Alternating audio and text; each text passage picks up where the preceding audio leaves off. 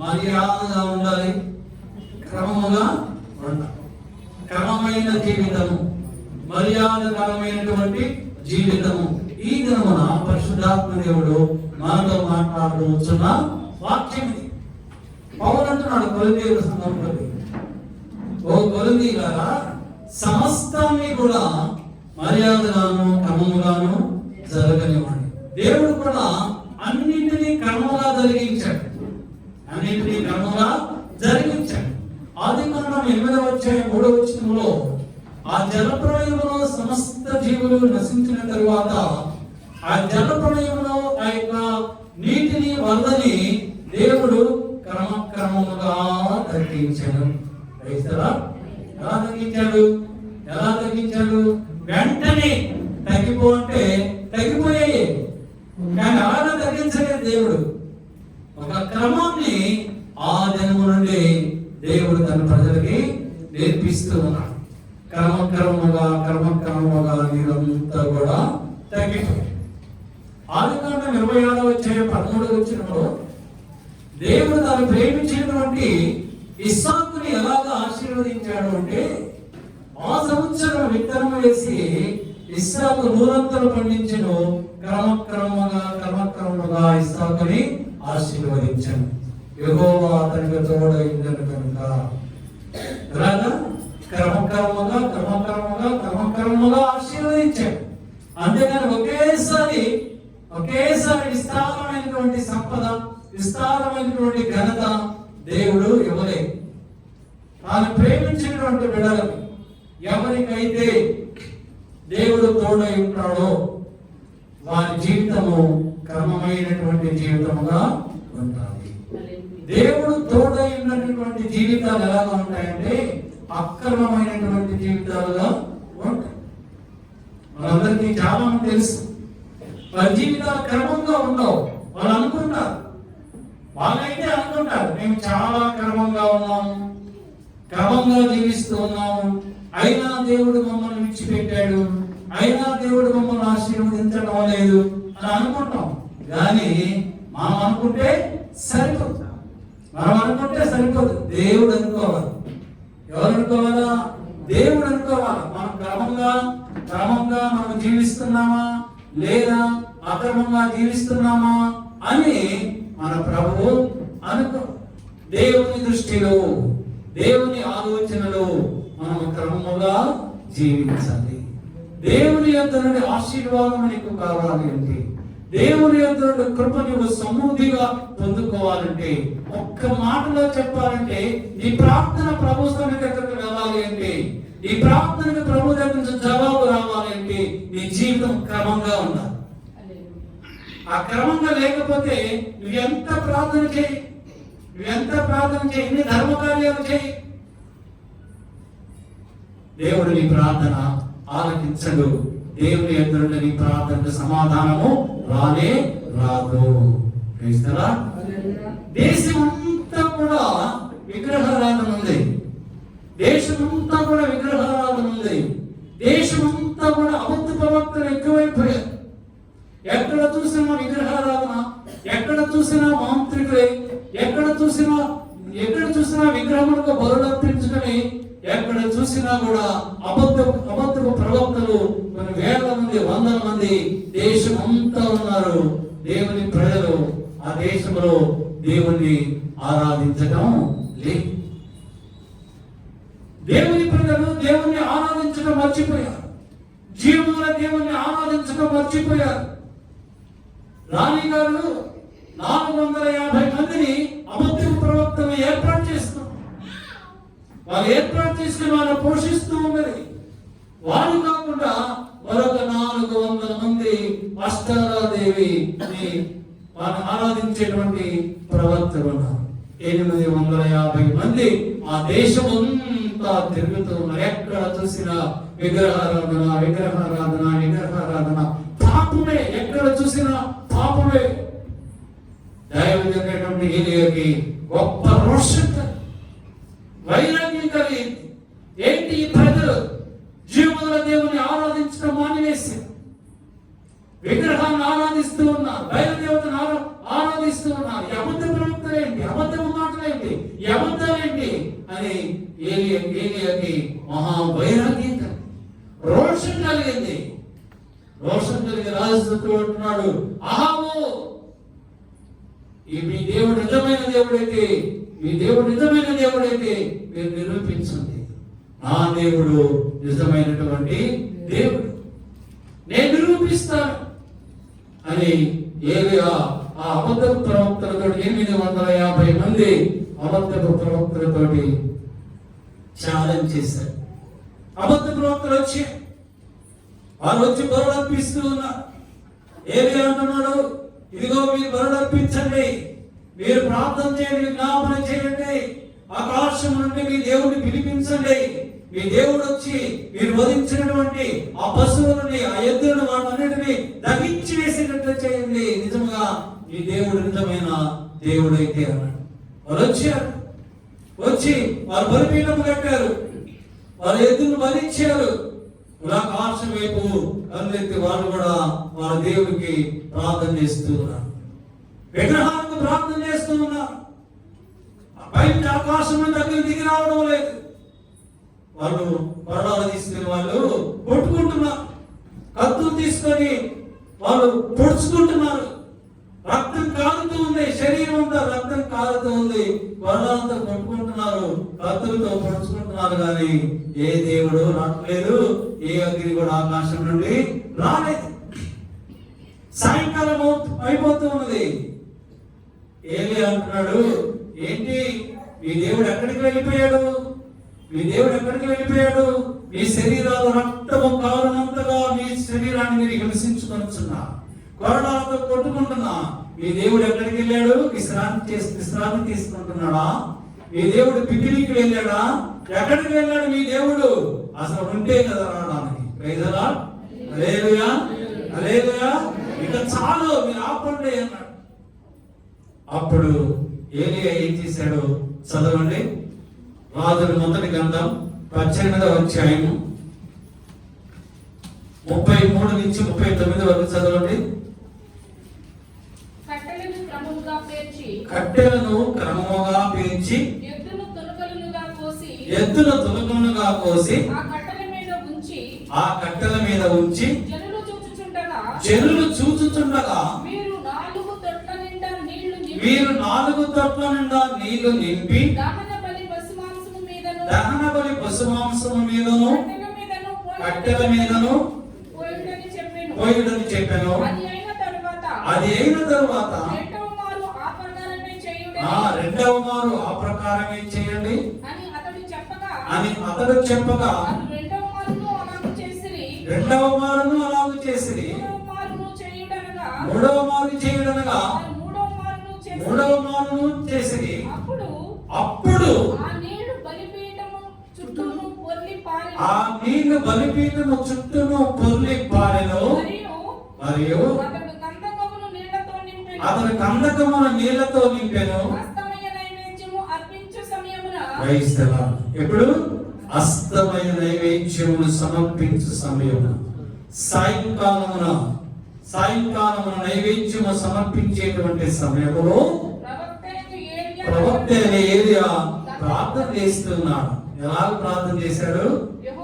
యెహోవా అబ్రహాము, ఇస్సాకు, ఇశ్రాయేలీయుల దేవా, ఇశ్రాయేలీయుల మధ్య నీవు దేవుడవై ఉన్నావనియు నేను నీ సేవకుడనై ఉన్నాననియు ఈ కార్యములన్నీ నీ సెలవు చేత చేసి తిననియు ఈ దినమున కనపరచుము. యెహోవా నా ప్రార్థన ఆలకించుము అని ఏలియా ప్రార్థన చేస్తూ ఉన్నాడు. ఏమని ప్రార్థన చేశాడు? అబ్రహాము, ఇస్సాకు, ఇశ్రాయేలీయుల దేవా, అబ్రహాము, ఇస్సాకు, ఇశ్రాయేలీయుల దేవా, ఇశ్రాయేలీయుల మధ్య నీవు దేవుడు అయి ఉన్నావని, నీవు మాత్రమే దేవుడు అయి ఉన్నావని ఈ యొక్క అబద్ధ ప్రవక్తలందరూ ఆరాధించే విగ్రహములన్నీ అవి విగ్రహములేనని, అవి మాట్లాడవు, నడవవు, వినవు, అవి ఏమీ చేయలేవు, అవి మోగవని, నీ ఒక్కడవే నిజమైన దేవుడు అని నీ ఒక్కడవే సజీవుడవైన దేవుడు అని, పైన ఆకాశ మహాకాశములందరూ భూమి మీదను పాతాళమందరూ నీవు తప్ప వేరొక దేవుడు లేడని, నేను నీ సేవకుడిని ఉన్నాననియు, దేవా యెహోవా ఈ కార్యములన్నీ నీ శ్రమ చేతనే నేను చేస్తున్నానని, యెహోవా నా ప్రార్థనను ఆలకించుము అని ప్రార్థనగా ముగించలేదు ఏలియా. ముగించక ముందే అతను ఈలాగున ప్రార్థన చేయించుండగా యెహోవా అగ్ని దిగి వచ్చి దహన బలి పశువులను, కట్టెలను, రాళ్లను, బుగ్గిని దహించి నందకముందున్న నీళ్లు ఆరిపో చేసెను. అంతటా జనులందరూ దానిని చూచి సాగిలపడి యెహోవాయే దేవుడు, యెహోవాయే దేవుడని కేకలు వేసిరి. Praise the lord. Hallelujah, hallelujah. ఆకాశం నుండి అగ్ని దిగి వచ్చి ఏలియా ప్రార్థన చేసిన వెంటనే, ప్రార్థన ముగింపుకు మునిపే ఏలియా ప్రార్థనకి జవాబు వచ్చింది. Praise the Lord. జవాబు వచ్చింది. దేవుని బిడ్డలమైన మనము పౌరుషము కలిగి ప్రార్థన చేయాలి, వైరాగ్యముగా ప్రార్థన చేయాలి, క్రమమైనటువంటి జీవితాన్ని కలిగి ఉండి ప్రార్థన చేయాలి. అప్పుడు దేవుడు ఈ ప్రార్థన ముగించక మునిపే ఈ ప్రార్థనకు జవాబు ఇస్తాడు, జవాబు ఇస్తాడు. ఆ కనాను స్త్రీతో అంటున్నాడు ప్రభు, అమ్మా ఇదిగో నీ కుమార్తె దయ్యము నుంచి విడుదల పొందింది అన్నాడు. ఆ సహోదరి తన ఇంటికి వెళ్ళక ముందే తన కుమార్తె స్వస్థపరచబడింది, దయ్యము నుంచి విడిపించబడింది. ఈ ప్రార్థనను ముగించక మునిపే నువ్వు దేని కొరకైతే ప్రార్థన చేస్తావు, ఏ నిమిత్తమై విజ్ఞాపన చేస్తున్నావు, ఏ సమస్య కొరకు, ఏ బాధ కొరకు, ఇరుకు కొరకు, ఇబ్బంది కొరకు, వ్యాధుల కొరకు దేని నిమిత్తమై నువ్వు విజ్ఞాపన చేస్తున్నావో, ప్రార్థన చేస్తున్నావో, ఆ ప్రార్థన విజ్ఞాపన ముగింపక మునిపే దేవుడు నీ పక్షముగా గొప్ప కార్యములు చేస్తాడు. నువ్వు ఆశించిన దానికంటే మరి శ్రేష్టమైనది ప్రభు ఏర్పాటు చేస్తాడు. ఆ విశ్వాసము నువ్వు కలిగి ఉండాలి. దేవుడు నీ ప్రార్థన ఆలకించాలి అంటే నీ జీవితము క్రమమైనటువంటి జీవితముగా ఉండాలి, క్రమమైన జీవితముగా ఉండాలి. ఎప్పుడైతే అగ్ని వచ్చి దహించి వేసిందో చూస్తున్న దేవుడు అందరూ అంటున్నాడు యెహోవాయే దేవుడు, యెహోవాయే దేవుడు, యెహోవాయే దేవుడు అని కేకలు వేశారు, కేకలు వేశారు. యేసు ప్రభు వారు ఆ ఒలీవ కొండ దగ్గర గాడిద మీద ఆయన్ని అభిషేకించి కూర్చోబెట్టి కింద ఆ యొక్క చీరలు దుప్పట్లు వేస్తూ, ఆ యొక్క ఈత మంటలు వేస్తూ ఆ గాడిద మీద ప్రభు వస్తున్నప్పుడు జనులు అంటున్నారు, జనులు ఏమని స్తోత్రం చేశారు?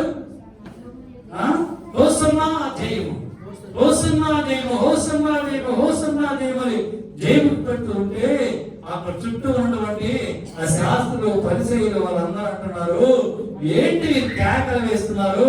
మీ శిష్యుల్ని ఆ కేకలు వేయటం మానివేయండి అన్నాడు. ఆపివేయమని చెప్పండి అన్నాడు. అప్పుడు ప్రభు ఏమన్నాడు? ప్రభు ఏమన్నాడు? వీరు నన్ను స్తుతించకపోతే ఈ రాళ్ళు నన్ను స్తుతిస్తాయి. రాళ్ళు స్తుతిస్తాయి. ఇప్పుడు అప్పటి వరకు విగ్రహారాధనలో ఉన్నటువంటి ఇశ్రాయేలీయులందరూ ఇప్పుడు అంటున్నారు యెహోవాయే దేవుడు, యెహోవాయే దేవుడు. ఎందుకనగా ఏలియా ఏం చేశాడు? క్రమముగా పెంచాడు. అంతకు ముందు రాయబడతాది, ఒక్కొక్క గోత్రమునకు ఒక్కొక్క రాయి చొప్పున తీసుకొని 12 గోత్రములకి 12 రాళ్ళతో బలిపీఠము పెట్టాడు. హల్లెలూయా. ఈ జీవితం, నా జీవితం క్రమంగా ఉంటే నా ప్రార్థన, నీ ప్రార్థన కూడా ప్రభువు ఆలకిస్తాడు. ఇంకా ఇంకా మన ప్రార్థన ప్రభువు ఆలకించడం లేదు అంటే మనలోనే మన జీవితము దేవునికి ఇష్టమైనటువంటి క్రమంగా లేదని, క్రమమైనటువంటి జీవితాన్ని మనం కలిగి ఉన్నాం. అప్పుడు దేవుడు మన ప్రార్థనని ఆలకిస్తాడు. హల్లెలూయా. మన జీవితం క్రమంగా లేకపోతే దేవుని యొద్ద నుండి మనం ఏమీ కూడా పొందుకోలేము, ఏమీ పొందుకోలేము. అది ఏదైనా కావచ్చు, ఏ ఆశీర్వాదమైన. లోకసు వార్త 1వ అధ్యాయం 8-9 వచనాల్లో రాయబడుతుంది. అక్కడ జకర్యా యాజకుడు తన తరగతి క్రమము చొప్పున దేవుని ఎదుట యాజక ధర్మము జరిగించుచుండగా ఏం చేస్తున్నాడు జకర్యా? ఆ దైవజనుడు, ఆ యాజకుడు తన తరగతి క్రమము చొప్పున దేవుడు చెప్పిన విధముగా యాజక ధర్మము జరిగిస్తూ ఉన్నప్పుడు ప్రభు ఆలయములోనికి వెళ్ళి ధూపము వేయుటకు అతనికి వద్దు వచ్చెను. ఎప్పుడైతే జరిగిస్తూ ఉన్నాడో అక్కడ 11వ వచనం రాయబడుతుంది, ప్రభు దూత ధూప వేదిక కుడి వైపున నిలిచి అతనికి కనబడగా. ప్రభువు దూత ధూప వేదిక కుడి వైపున నిలిచి అతనికి కనబడగా. ఎప్పుడు కనబడింది? దేవుని దర్శనము, దేవుని ముఖ దర్శనాన్ని జకర్యా ఎప్పుడు చూశాడు? క్రమముగా యాజకత్వ ధర్మము జరిగించుచున్నప్పుడు, క్రమముగా పరిచర్య చేస్తూ ఉన్నప్పుడు, క్రమముగా దేవుని పని చేస్తూ ఉన్నప్పుడు, అప్పుడు దైవ దర్శనము కలిగింది. నువ్వు దేవుని యొక్క దర్శనాన్ని నువ్వు చూడాలి అంటే, దేవుని యొక్క దర్శనాన్ని నువ్వు అనుభవించాలి అంటే, ఆయన ముఖ దర్శనం చూడాలి అంటే నీ జీవితము క్రమముగా ఉండాలి. ఆ దూతంతో జకర్యా దగ్గరకు వచ్చి, జకర్యా నీ ప్రార్థన నాకు వినబడినది. క్రమముగా జరిగించినప్పుడు, క్రమమైన జీవితము మనం కలిగి ఉన్నప్పుడు మాత్రమే మన ప్రార్థన, మన విజ్ఞాపన మన ప్రభువుకి వినబడతారు. ఎప్పుడైతే ప్రభువుకు మన ప్రార్థన వినబడిందో, ప్రభు యుద్ధ నుంచి ఆయన యొక్క దూత మన దగ్గరకు వచ్చి మనకేం కావాలో దాన్ని మనకు సమస్తమును సమకూరుస్తుంది. ఇప్పుడు ఆ దూత అంటుంది, జకర్యా ఎలిజబెత్ వారు ఎన్నో సంవత్సరముల నుంచి వారికి సంతానం లేకపోవడం వలన వారు ప్రార్థన చేస్తూ ఉన్నారు. ఇప్పుడు వారు బహుబుద్ధులయ్యా ప్రార్థన చేస్తూ ఉన్నారు. ఇప్పుడు ఆ దూత అంటుంది, జకర్యా ఈ భార్య అయినటువంటి ఎలిజబెత్ కుమారుని అంటుంది, అతనికి యోహాను అని పేరు పెట్టాడు. అందరూ గొడ్రాలు అన్నారు. అయితే దేవుడు అంటున్నాడు, నీవు గొడ్రాలు కాదు, నీకు ఒక కుమారుడు కలుగుతాడు, అతని పేరు యోహాను. అన్నాని అందరూ గొడ్రాలు అని అన్నాని అవమానించారు, హేళన చేశారు, అపహసించారు. అయినప్పటికీ అన్న ప్రభు సన్నిధిలో బహు దుఃఖాక్రాంతురాలై ప్రభుకి విజ్ఞాపన చేసి ప్రార్థన చేసింది. ఆ ప్రార్థన ప్రభు ఆలకించింది. మనం ఏ విధంగా ప్రార్థన చేస్తున్నాం? మన ప్రార్థన ఏ విధంగా ఉంటుంది? ఎప్పుడు మన గురించే మనం ప్రార్థన చేస్తాం.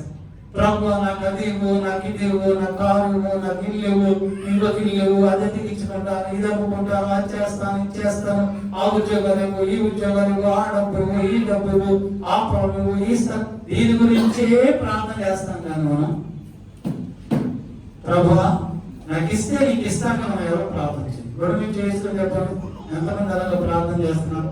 ప్రభా మీరు మాకు ఇవ్వండి, నేను మీకు ఇస్తాను.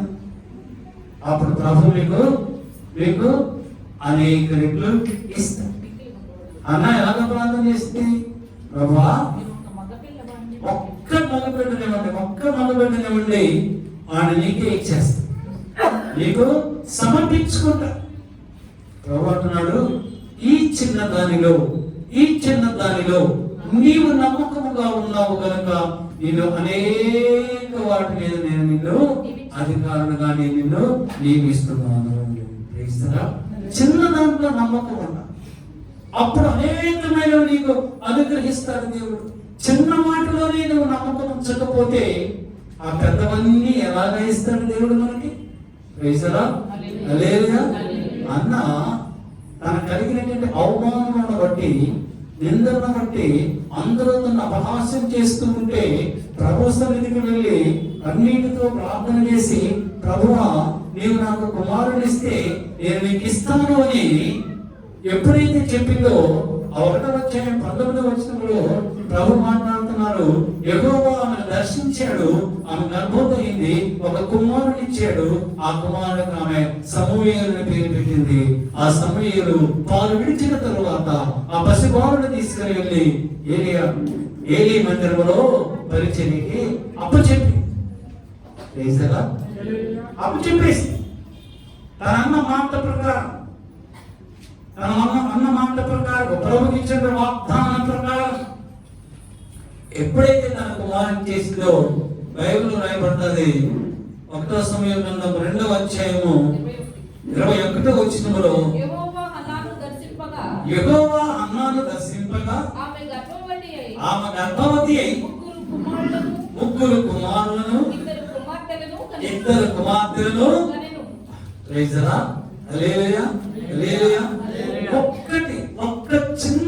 ఒక్క చిన్నది నమ్మకంగా చేస్తే ప్రభు ఎన్ని రెట్లు ఇస్తాడు? 5 రెట్లు ఇచ్చాడు. అన్న కోరుకోలేదు, ఒక్కడే కోరుకుంది. ప్రభు నాకు ఒక్కడే కావాలి, ఆ ఒక్కటి నీకు ఇచ్చేస్తానంటే ప్రభు అన్నాడు. ఆమె యొక్క సమర్పణ ప్రభు చూస్తాడు. ఆమె యొక్క సంపూర్ణమైనటువంటి సమర్పణ, హృదయపూర్వకమైనటువంటి సమర్పణ, ఏమాత్రము కుడి ఎడమన లేకుండా నిర్దోషమైనటువంటి నిష్కల్మషమైనటువంటి హృదయముతో ఆమె సమర్పించుకున్నటువంటి ఆ రీతిని చూసి దేవుడు ఆమె మెచ్చుకొని మరొక 3 కుమారులను 2 కుమార్తెలను 5 రెట్ల ఆశీర్వాదములు ఇచ్చాడు. యోబుకి ఎన్ని ఇచ్చాడు? 2 ఇచ్చాడు. యోబుకి 2 ఇచ్చాడు. కానీ అన్నాకి ఎన్ని ఇచ్చాడు? 5 రెట్ల ఆశీర్వాదములు ఇచ్చాడు. హల్లెలూయా. ప్రభు మనల్ని మర్చిపోయేటువంటి దేవుడు కాదు. మనము ఏ కొరతతో మనం కొలుస్తామో ఆ కొరతతోనే ప్రభు మనకి ఇస్తాడు. నువ్వు ఏ కొరతతో ప్రార్థన చేస్తావో ఆ కొరతతోనే దీవెనలు వస్తాయి. ఏ కొరతతో నువ్వు పరిచయం చేస్తావో ఆ కొరతతోనే దేవుడు నీ కుటుంబాన్ని ఆశీర్వదిస్తాడు. ఇప్పుడు జకర్యా అక్రమం ప్రకారం ఎప్పుడైతే తీశాడో వెంటనే జకర్యాకి సంతానాన్ని దేవుడు ఇచ్చాడు. అతని పేరు యోహాను. అతను దేవుని పక్షంగా ఎన్నో గొప్ప కార్యములు చేశాడు. దేవుడు మనకిస్తే అది మంచిదే ఇస్తాడు. అది శ్రేష్టమైన దానినే ప్రభు మనకి ఇస్తాడు. ఏ గుడ్డి దాన్నో జబ్బుదో రోగం దాన్నో చాలం దాన్నో ఆత్మని తీరం దాన్నో ఎవరు మంచిది, శ్రేష్టమైనది, సంతృప్తికరమైనది, అంతకంటే మంచిదిగా ఉండనే ఉండదు. అంత శ్రేష్టమైన దాన్ని దేవుడు మనకు ఇస్తాడు. దాని ద్వారా ప్రభు మనల్ని మహిమపరుస్తాడు, ఘనపరుస్తాడు. ఆదికాండం 6వ అధ్యాయం 3వ వచనంలో దేవుడైన యెహోవా అంటున్నాడు, వారు తమ అక్రమ విషయంలో నరమాత్రులై ఉన్నారు. ఇప్పటి వరకు క్రమముగా జరిగించిన ఏలియా క్రమముగా కట్టెలు పెంచి ఎప్పుడైతే ప్రార్థన జ్ఞాపన చేశాడో ఆకాశం నుండి అగ్ని దిగి వచ్చింది. ఎప్పుడైతే జకర్యా క్రమం ప్రకారం యాజక ధర్మం చేశాడో వృద్ధామైనటువంటి ఎలిసబెత్ గర్భవతి అయి సంతానము కలిగింది. ఇప్పుడు అక్రమంగా ఉంటే ఎలాగా ఉంటారో చదువుకుందాం. వారు తమ అక్రమ విషయంలో నరమాత్రులై ఉన్నారు. అక్రమాలు చేసే విషయంలో, అక్రమాలు అంటే శరీర కార్యములు చేసేవారు. ఎవరు? శరీర కార్యములు చేసేవారందరూ అక్రమంగా జీవిస్తున్నవారు. అక్కడ రాయబడుతుంది, వారందరూ కూడా దేవుని కుమారులు నరుల కుమార్తెలను వివాహం చేసుకున్నారు. నరుల కుమార్తెలు దేవుని కుమారులు వివాహం చేసుకున్నారు. దేవునికి వ్యతిరేకమైనటువంటి కార్యములన్నీ అంటే శరీర కార్యములన్నీ చేశారు. కనుక దేవుడు అంటున్నారు, వారు అక్రమమైనటువంటి కార్యములు వారు చేశారు.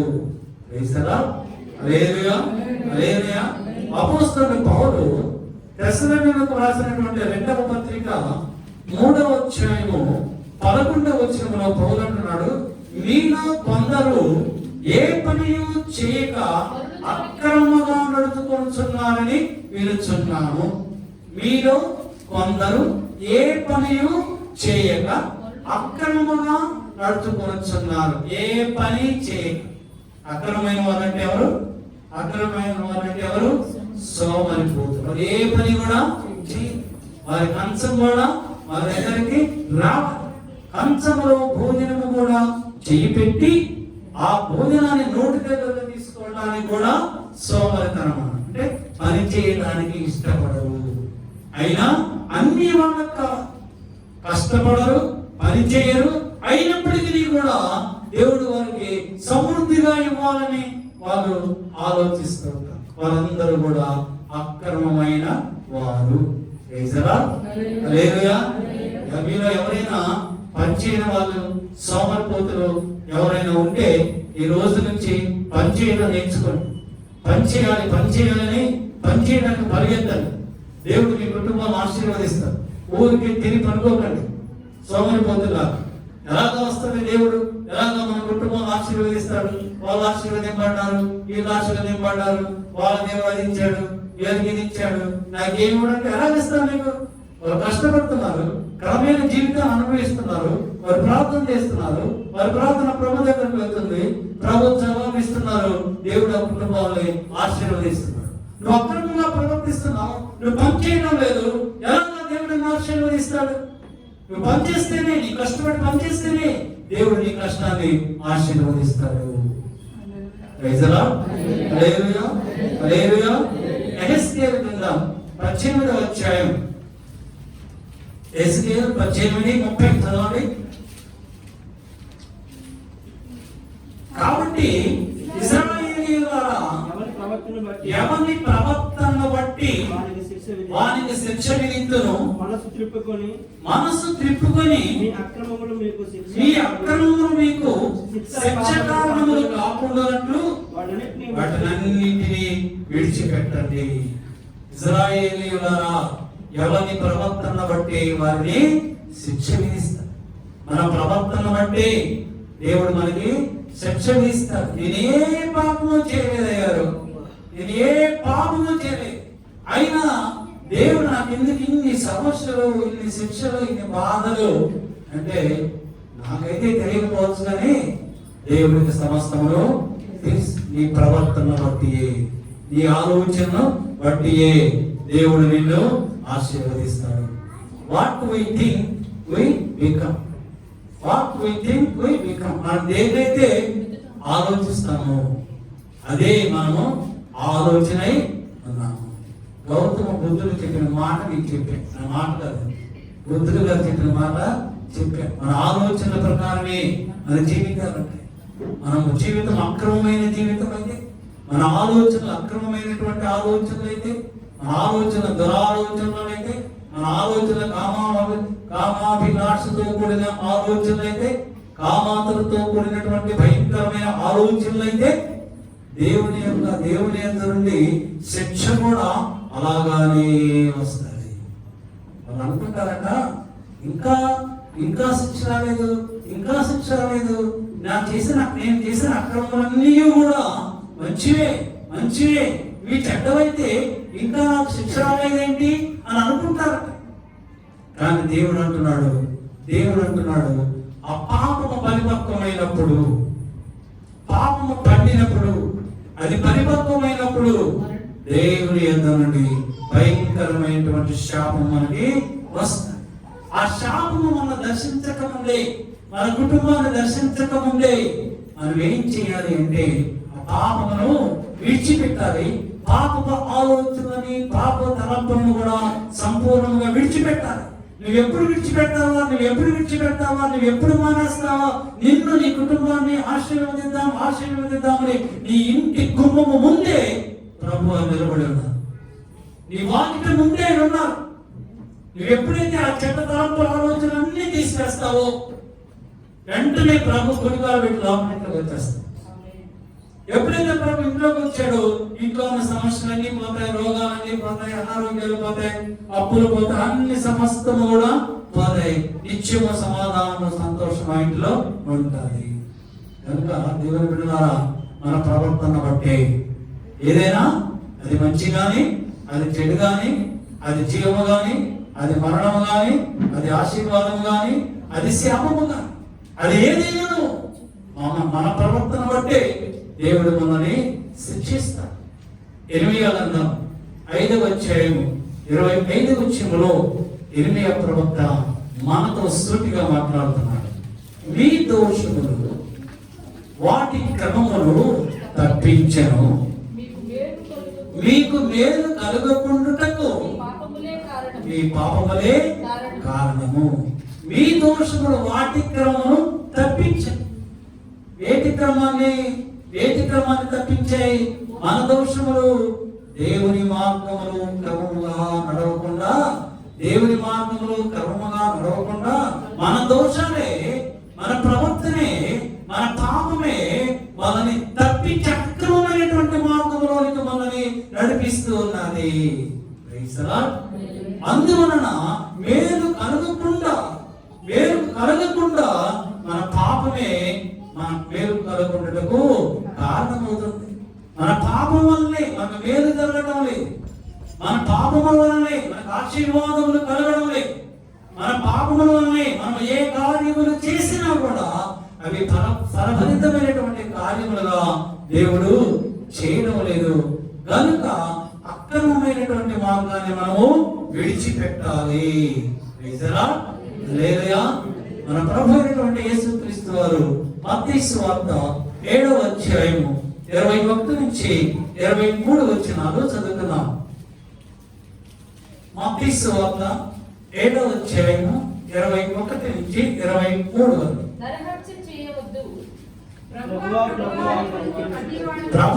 ప్రభువా అని నన్ను పిలుచు ప్రతివాడును పరలోక రాజ్యములో ప్రవేశింపడు గాని పరలోకమందున్న నా తండ్రి చిత్త ప్రకారము చేయువాడే ప్రవేశించడు. ప్రభు అంటున్నాడు, ప్రభువా అని నన్ను పిలిచే అందరూ పిలుస్తున్నారు ప్రభుని. ప్రభువా అని పిలుస్తుంటే ప్రభు అంటున్నాడు, ప్రభువా అని నన్ను పిలిచే వాళ్ళందరూ కూడా నా తండ్రి రాజ్యంలో చాలా. ఎవరైతే నా తండ్రి చిత్త ప్రకారము చేస్తారో వారు మాత్రమే నా తండ్రి రాజ్యంలో ప్రవేశిస్తారు. తండ్రి చిత్తం ఏమైనది? ప్రభు చిత్తం ఏమైనది? ఆయన చిత్తాన్ని ఎవరైతే చేస్తారో, ఆయన చిత్తాన్ని ఎవరైతే నెరవేరుస్తారో వారి కుటుంబాలను మాత్రమే దేవుడు ఆశీర్వదిస్తాడు. తండ్రి చిత్తము జరిగించు ప్రతి వారి జీవితము క్రమముగా ఉంటుంది. ఎవరి జీవితం అయితే క్రమముగా ఉంటారో వారు మాత్రమే ప్రభు చిత్తము నెరవేరుస్తారు. అపోస్తల కార్యములు 1వ అధ్యాయము 8వ వచనములో ప్రభు అంటున్నాడు తన శిష్యులతోటి, అయినను మీరు పరిశుద్ధాత్మను శక్తి పొందెదరు గనుక యెరూషలేములోను యూదయలోను సమరయలోను భూదిగంతముల వరకు నాకు సాక్షులై ఉందురు. హల్లెలూయా. తండ్రి వాగ్దానము చేసినది నెరవేరు వరకు లోకాసు 24వ అధ్యాయం 49వ వచనములో తండ్రి వాగ్దానము చేసినంత వరకు మీరు పట్టణములోనే ఉండండి.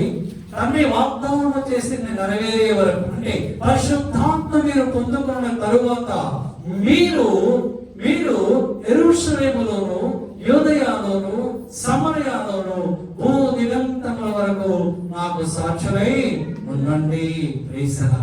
ఆ పరిశుద్ధాత్మ లేనప్పుడు శిష్యులందరూ కూడా యేసు ప్రభు ఎవరో నాకు తెలియదు, పేతురు యేసు ప్రభు ఎవరో నాకు తెలియదు.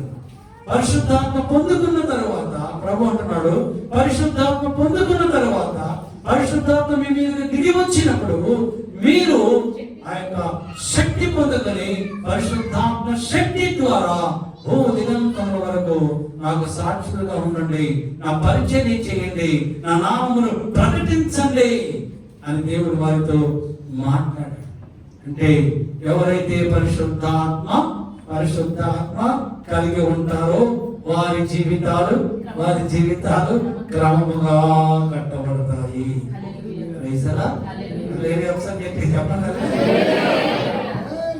ఇప్పటికైనా దేవుని ఆత్మ లేకపోతే పరిశుద్ధాత్మ కొరకు మీరు కనిపెట్టి కన్నీటితో ప్రార్థించి అడుగు ప్రతి వానిపై దేవుడు తన ఆత్మని కుమ్మరిస్తాడు.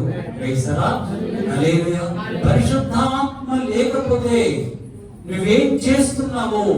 నువ్వు చేసేది దేవునికి ఇష్టమైనదో కష్టమైనదో, ఇష్టమైనదో ఇష్టమైనదో నీకు తెలియదు.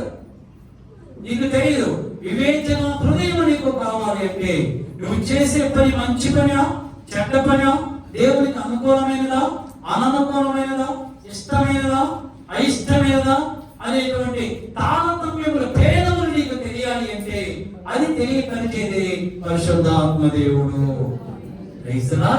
ఎవరైతే ఆత్మ పొందుకుంటారో వారి జీవితాలు క్రమంగా ఉంటాయి. ఎందుకంటే వారు పక్కకు వెళ్ళిపోతూ ఉంటే పరిశుద్ధాత్మ దేవుడు గద్దిస్తాడు, హెచ్చరిస్తాడు, వారితో మాట్లాడతాడు. నా కుమారుడా, నా కుమారి, నువ్వు నా త్రోవ తప్పి అక్రమార్గంలోకి వెళ్ళిపోతున్నావు, ఒక జాగ్రత్త సుమాని వారిని పట్టి లాగి మళ్ళా తన మార్గంలో వారిని నడిపిస్తాడు. 22వ వచనం చదవండి. ఆ దినమందు అనేకులు నన్ను చూచి ప్రభువా ప్రభువా మేము నీ నామమున ప్రవచింపలేదా, నీ నామమున దెయ్యములు వెళ్ళగొట్టలేదా, నీ నామమున అనేకమైన అద్భుతములు చేయలేదా అని చెప్పుదురు. అప్పుడు నేను మిమ్మల్ని ఎన్నడను ఎరుగను, అక్రమ చేయువారా నా యొద్ద నుండి పొండని వారితో చెప్పుదురు. ప్రభు నామములు ఎంతో మంది అద్భుతాలు చేస్తున్నారు, దయ్యాలు వెళ్ళగొడుతున్నారు. మనం చాలా మీటింగ్స్ లో చూస్తున్నాం, ఎంతో మంది దయ్యాలు వెళ్ళిపోతున్నాయంటున్నాం, అద్భుతాలు చేస్తున్నాం. ఎన్ని కూడా ప్రభువా నీ నామములు మేము అద్భుతాలు చేసాము, మేము ఆశ్చర్యం చేసాము, దయ్యాలు వెళ్ళగొట్టాము అని చెప్పుకుంటున్నారు. అయితే ప్రభు అంటున్నాడు, నేను మిమ్మల్ని ఎన్నడూ ఎరుగను, మీరెవరో నాకు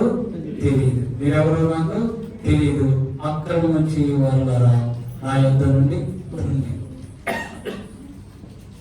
అక్రమం చేయవాళ్ళారా నా యొద్ద నుండి పోండి. దేయాలు వెళ్ళిపోతున్నాయని, అద్భుతాలు జరిగాయని దొంగ సత్యాలు చెప్పి సంచులు డబ్బులు సంపాదించుకొని అమాయకులైనటువంటి ప్రజల యొద్ద నుండి డబ్బు దోచుకొని బ్రేక్ఫాస్ట్ ఒక రేటు, లంచ్కి ఒక రేటు, డిన్నర్కి ఒక రేటు, పెళ్లికి ఒక రేటు, చావుకి ఒక రేటు, మెచ్యూర్ ఫంక్షన్కి ఒక రేటు, ఒక చార్ట్ పెట్టి వాటన్ని ఆ చార్ట్ ప్రకారం దీనికి ఇష్టమైతేనే మేము వస్తాము, లేకపోతే మేము రాము. ప్రభు అంటున్నాడు, మీరెవరో నాకు తెలియదు, మీరెవరో నేను మిమ్మల్ని ఎరుగను, అక్రమము చేయవల్ల నా యొద్ద నుండి మీరు తరగపోవడం అంటున్నాడు. దేవుని బిడ్డలారా, అక్రమాలు మాత్రం చేయదు సుమా. నేను ప్రభువును ఆశీర్వదించాడు కదా, నేను బాగానే ఉన్నాను, నా కుటుంబం బాగానే ఉన్నది, మంచి ఉద్యోగం ఉన్నది, మంచి వ్యాపారం ఉన్నది, బిడ్డలు బాగానే చదువుకుంటున్నారు, అన్ని బాగానే ఉన్నదని నువ్వు అనుకుంటున్నావేమో. నీ జీవితం క్రమంగా లేకపోతే ప్రభు అంటున్నాడు, అక్రమం చేయవాళ్ళరా నా యొద్ద నుండి తొలగిపో. నువ్వెంత సంపాదించినా, అది ఘనత కావచ్చు, కీర్తి కావచ్చు, సంపద కావచ్చు, పరపతి కావచ్చు, నువ్వెంత సంపాదించినా నీ దేవుడైన ప్రభు నీతో లేకపోతే, ఈ ప్రభువు నీతో లేకపోతే అదంతా కూడా బూడిదలో పోసిన పన్నీరు లాంటిది. అదంతా కూడా ఎందుకు పనికి రానిదే. ప్రభు అంటున్నారు, మత్తయి సువార్త 24వ అధ్యాయం 12వ వచనాన్ని చదువుతున్నాం.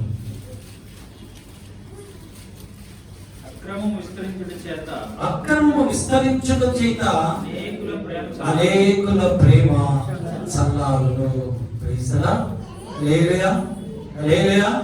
అక్రమము విస్తరించుట చేత అనేకుల ప్రేమ చల్లారిపోయింది.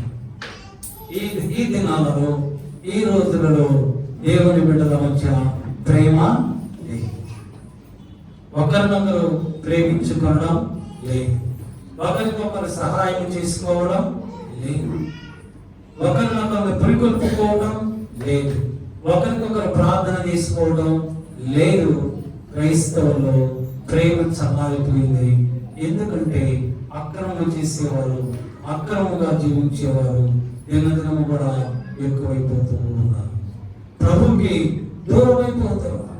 లోకాన్ని ప్రేమించి, లోకాశని ప్రేమించి, లోక మర్యాద చొప్పున నచ్చుకోవడానికి ఇష్టపడుతున్నారు. ప్రాచీన స్వభావమును మీరు విడిచిపెట్టండి. ప్రాచీన స్వభావమును మీరు విడిచిపెట్టండి. నూతనమైనటువంటి స్వభావమును ధరించుకొని రూపాంతరము పొందండి అని ప్రభువు చెప్తూ ఉంటే, ఇంకా లోక మర్యాదల చొప్పున ప్రాచీన స్వభావముతోటే, మూఢాచారములతోటే వాటిని వెంబడిస్తూ ఉంటే ఎలాగా మన జీవితాలు క్రమమైనటువంటి జీవితాలుగా ఉంటాయి. అన్నింటికీ మూఢాచారాలే. ఎదురు బయలుదేరిన వెంటనే ఎవరైనా తుమ్ముతారు. ఎవడో తుమ్ముతారు, రోడ్డు పోయి ఎవరు తుమ్ముతారు. అమ్మో తుమ్మారు ఇంటికి వస్తారు. ఏదో పిల్ల కుక్క ఏదో వస్తే అమ్మో కుక్క ఏదో వచ్చింది, పిల్ల వచ్చింది, ఏదో వచ్చిన ఎవరు వస్తే విధవరాలు వైద్యాన్ని కట్టుకుని అయితే ఆ విధవరాలు ప్రభు నమ్ముకున్నాడు ఎవరో తెలుసు. ఈ మధ్య ప్రభు బిడ్డలు కూడా వైద్యాన్ని కట్టుకుంటున్నారు. వారు నిధులు పట్టు పెట్టుకోవట్లేదు. ఈ అనుకుంటాడు అమ్మో విధవరాలు ఎదురొచ్చింది బాబు ఏ పని కాలేదని. అమ్మో ఈ పెద్ద పారంపర్యాచారములన్నింటినీ మనం విడిచిపెట్టేయాలి. వాటిని విడిచిపెట్టమంటున్నాం. ఆ యొక్క ప్రాచీన స్వభావాన్ని విడిచిపెట్టి నూతన స్వభావాన్ని మీరు పొందుకోమంటున్నాడు. చూడండి, రోమీయులకు రాసినటువంటి పత్రిక 12వ అధ్యాయము 2వ వచనం చదవండి. అపోస్తలుడైన పౌలు రోమీయులకు రాసినటువంటి పత్రిక 12వ అధ్యాయం 2వ వచనం. మీరు ఈ లోక మర్యాదను అనుసరించక ఉత్తమమును అనుకూలమును సంపూర్ణమైన దేవుని చిత్తమేదో పరీక్షించి తెలుసుకున్నట్లు మీ మనస్సును మారి నూతన మగుట వలన రూపాంతరము పొందండి. లోక మర్యాదలు మీరు విడిచిపెట్టేసి దేవుని చిత్తాన్ని జరిగించడానికి మీరు నూతనమైనటువంటి స్వభావమును ధరించుకొని రూపాంతరము చెందండి. అంటే మన ప్రాచీన స్వభావం, మన పాత తలంపులు, పాత ఆలోచనలు, ఆ విగ్రహారాధన, మన తాతలు, మన తండ్రులు, వారి తాతలు, వారు తరముల నుంచి వస్తున్నటువంటి ఆ మూఢాచారములన్నింటినీ విడిచిపెట్టాలి. వాటిని విడిచిపెట్టి నూతనమైనటువంటి స్వభావం కాగా క్రీస్తునందున్న వారికి నూతన సృష్టి పాతవి గతించెను, ఇవిగో సమస్తము నూతనమాయను. ఆ ప్రాచీన స్వభావాన్ని విడిచిపెట్టి, ఎందుకు విడిచిపెట్టాలి అంటే క్రీస్తుని మనము ధరించుకున్నాము కనుక. క్రీస్తుని మనము ధరించుకున్నాము కనుక ఎవరైతే మారు మనస్సు పొంది బాప్తిస్మం పొందుకున్నారో వారందరూ కూడా క్రీస్తుని ధరించుకున్నారు. ఎప్పుడైతే క్రీస్తుని నువ్వు ధరించుకున్నావో, మారు మనస్సు పొందావో, మారు మనస్సు అంటే ప్రాచీన స్వభావాన్ని విడిచిపెట్టి నూతనమైనటువంటి క్రీస్తు మనస్సును పొందుకొని ఆ క్రీస్తు మనస్సు ప్రకారం నువ్వు జీవిస్తే నీ జీవితము క్రమముగా ఉంటుంది. క్రీస్తుని కలిగి ఉన్న నీవు, క్రీస్తుని కలిగి ఉన్న నేను, మనమందరము కూడా క్రమముగా జీవించాలి. అంటే క్రీస్తు యొక్క స్వభావాన్ని, క్రీస్తు యొక్క ఆలోచనని, ఆయన సద్గుణములను, ఆయన గుణలక్షణములను మనము కలిగి జీవించాలి. చివరిగా ఒక మాట చదివి ముగించేస్తున్నా. గలతీయులకు రాసినటువంటి పత్రిక 5వ అధ్యాయము 25వ వచనాన్ని చదువుకుందాం. మనము ఆత్మను అనుసరించి జీవించువారమైతిమా, ఆత్మను అనుసరించి క్రమముగా నడుచుకుందాము. అపోస్తలుడైన పౌలు గలతీయులతో అంటున్నాడు, మనము ఆత్మను అనుసరించి పరిశుద్ధాత్మను అనుసరించి జీవించువారమైతిమా, ఆత్మను అనుసరించి క్రమముగా నడుచుకుందాము. చివరిగా ప్రభువు మనతో మాట్లాడుతున్నాడు. అక్రమమైనటువంటి జీవితాన్ని విడిచిపెట్టండి. దేవుని యొక్క ఆత్మను మీరు పొందుకోండి. క్రీస్తు ఆత్మను పొందుకొని క్రీస్తును పోలి క్రమముగా క్రీస్తు లోకంలోనికి ఏ విధముగా వచ్చాడో, వచ్చి తన తండ్రి చిత్తమును ఏ విధముగా నెరవేర్చాడో, అలానే క్రీస్తును ధరించుకున్న నీవు, క్రీస్తుని కలిగి ఉన్న నీవు క్రీస్తు ప్రకారము క్రమముగా జీవిస్తే మనము కూడా క్రీస్తు రాజ్యంలోనికి మనము ప్రవేశించగలుగుతాము. కనుక మనం అందరము కూడా దేవుని ఆత్మను పొందుకుంటే ఆత్మే మనల్ని ప్రభు మార్గంలోనికి, క్రమమైనటువంటి మార్గంలోనికి నడిపిస్తుంది. అటువంటి శ్రేష్టమైనటువంటి ఉన్నతమైనటువంటి అనుభవం ప్రభు మనందరికీ అనుగ్రహించను కాక. ఈ వాక్యం ద్వారా ప్రభు మనం ఆశీర్వదించను కాక. ఆమె తరవంచండి, ప్రార్థన చేసుకున్నాం. కృపాసత్య సంపన్నుడు మా ప్రభు యేసయ్య, ఎంతైనా నమ్మదగిన వాడు, మంచి దేవుడు మా ప్రభు. ఈ యొక్క జూన్ నెల చిట్టచూరిపులను నిరాశకు కాంతం నుండి మీరు మాట్లాడినటువంటి శ్రేష్టమైనటువంటి లేఖనం బట్టి మీకు స్తోత్రాలు దేవా. క్రమమైనటువంటి జీవితం పొందుకుంటే, క్రమమైనటువంటి జీవితాన్ని జరిగిస్తే, క్రమముగా మా జీవితాలను మేము కొనసాగిస్తే మమ్మల్ని బహుగా ఆశీర్వదిస్తానన్నావు ప్రభా. మా ప్రార్థన ఆలకిస్తానన్నావు తండ్రి. మా ప్రార్థన ముగించక మునిపే మాకు సమాధానం ఇస్తానన్న దేవుడు. మేము అక్రమంగా నడిస్తే, అక్రమంగా జీవిస్తే ప్రభా, మా యొక్క ప్రార్థన ఆలకించని మాతో సూటిగా మీరు మాట్లాడారు ప్రభా. ఎవరైతే దేవుని యొక్క ఆత్మ పొందుకుంటారో, దేవుని ఆత్మ పొందుకున్న వారు దేవుని మార్గంలో నడుస్తారు, క్రమంగా మర్యాదగా నడుస్తారని మాతో మాట్లాడారు. అటువంటి శ్రేష్టమైనటువంటి, క్రమమైనటువంటి, ఆశీర్వాదకరమైనటువంటి, దీవెనకరమైనటువంటి జీవితాన్ని మా సంఘటనలందరికీ మీరు అనుగ్రహించాలైనా విన్న వాక్యముల ప్రభావం ఇది వదిలేయకుండా వారి హృదయములు భద్రపరచగలుగుతారు.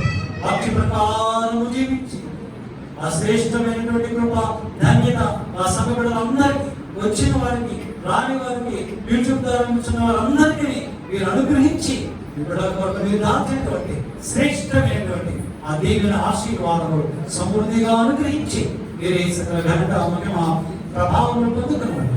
యేసుక్రీస్తు వారి అతి శ్రేష్టమైన నామమును బట్టి అడుగుతూ వెలుగులతో పొందుకునే నామం మా పరమ తండ్రి.